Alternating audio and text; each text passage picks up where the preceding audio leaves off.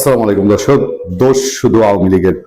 আওয়ামী লীগ দোষ করেছে পদ্মা সেতু করে দিয়েছে, আওয়ামী লীগ দোষ করেছে এলিভেটেড এক্সপ্রেসওয়ে করেছে, আওয়ামী লীগ দোষ করেছে মেট্রো রেল চালু করেছে, আওয়ামী লীগ দোষ করেছে দেশের অসংখ্য highway 2 lane 4 lane 6 lane 8 lane করেছে, আওয়ামী লীগ দোষ করেছে আওয়ামী লীগ পারমাণবিক বিদ্যুৎ কেন্দ্র চালু করেছে, আওয়ামী লীগ দোষ করেছে আওয়ামী লীগ মাতারবাড়ি বিদ্যুৎ কেন্দ্র চালু করেছে, আওয়ামী লীগ দোষ করেছে আওয়ামী লীগ পায়রা বন্দর উন্নয়ন করেছে।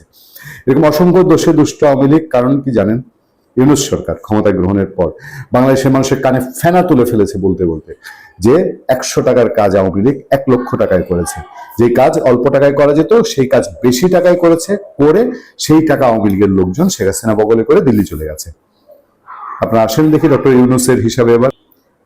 এই ডক্টর ইউনূস কি পরিমাণ টাকা মেরে, ডক্টর ইউনূস বলতে ডক্টর ইউনূসের সরকার তার চেলা চামুন্ডারা এক একটা এখন বিদেশ পাড়ি দিয়েছে, অলরেডি পাড়ি দিয়ে ফেলেছে। কিন্তু আপনারা যাদের কথা জানতে চান যে উপদেশটা কি আদিলুর, রেজওয়ানা, আসিফ নজরুল এরা আছে কিনা, এরা তো সব না।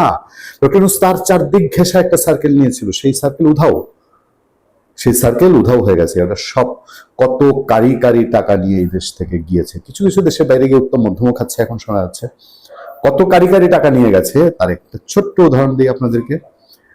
অন্তর্বর্তী সরকারের 1.5 বছরের মেয়াদে অন্তত 65টি উন্নয়ন প্রকল্পে ব্যয় অস্বাভাবিক বেড়েছে, যেখানে অতিরিক্ত যোগ হয়েছে প্রায় 79,834 কোটি টাকা। অর্থনৈতিক সম্পর্ক বিভাগ ও একনেকের বৈঠকের কার্যবিবরণী পর্যালোচনা করে দেখা গেছে এই সময়ে একনেকে 19টি বৈঠকে মোট 87টি চলমান প্রকল্প সংশোধন করা হয়েছে। এর মধ্যে 7টি প্রকল্পের ব্যয় কমানো হয়েছে, তাতে মোট সাশ্রয় হয়েছে 950 কোটি টাকা, যা সংশ্লিষ্ট প্রকল্পগুলোর আগের ব্যয়ের মাত্র 2.45%। বিপরীতে 65টি প্রকল্পের ব্যয় বেড়েছে প্রায় 80,000 কোটি টাকা। 950 কোটি টাকা ব্যয় কমিয়েছে আর ব্যয় বাড়িয়েছে 80,000 কোটি টাকা। লুটপাটের কি মচ্ছব দেখেন, এবং এটার কমিশন সব অলরেডি নিয়ে ফেলেছে না, নিয়ে ভেঙেছে না। আরো 15টি প্রকল্পের ব্যয় অপরিবর্তিত রাখা হলেও কাজ শেষ করার সময়সীমা বাড়ানো হয়েছে। এই 65টি প্রকল্পের প্রাথমিক মোট ব্যয় ধরা হয়েছিল 2,24,000 কোটি টাকা, সংশোধনের পর তা দাঁড়িয়েছে 3,04,000 কোটি টাকা। অর্থাৎ গড়ে ব্যয় বেড়েছে প্রায় 35.67%। অর্থনীতিবিদদের মতো অন্তর্বর্তী সরকারের কাছে প্রত্যাশা ছিল তারা উন্নয়ন প্রকল্প কঠোর নজরদারি করবে এবং অপ্রয়োজনীয় ব্যয় কমাবে, কিন্তু বারবার প্রকল্প সংশোধনের মাধ্যমে ব্যয় বাড়ানো সেই প্রত্যাশার সঙ্গে সাংঘর্ষিক।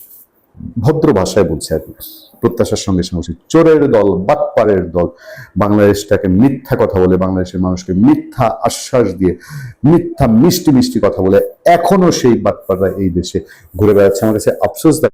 সব দোষ আওয়ামী লীগের, পেট মোটা হলো ইউনূস সরকারের। তার লুটেরার দল, চাটুকারের দল, তারাই তাদের পথ বন্ধ করে দিয়ে গেছে। তারেক রহমান যদি চায়ও যে ক্ষমা সুন্দর দৃষ্টিতে দেখবে, এমন অপরাধ করে গিয়েছে যে তারেক রহমানের পক্ষে আর ক্ষমা সুন্দর দৃষ্টিতে দেখা সম্ভব হবে না।